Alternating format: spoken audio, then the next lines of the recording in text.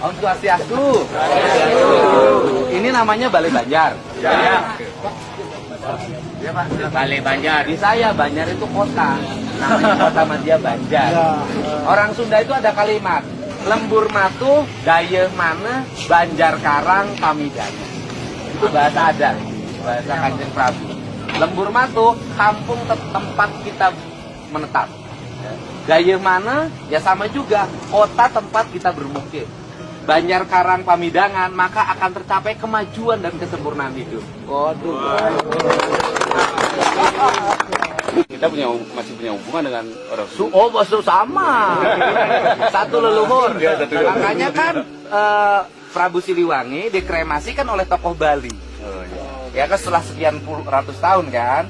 Kemudian di Bogor dibuatlah Pura Agung. Kan yang bikin orang Bali. Sebelah kanannya sama sebelah kirinya, yang sebelah kanannya patung Prabu Siliwangi, sebelah kiri patung Dewa Siwa. Om Swastiastu. Makanya kita dekat berarti kita ini satu energi. Oh iya. Energi menjaga dan merawat alam.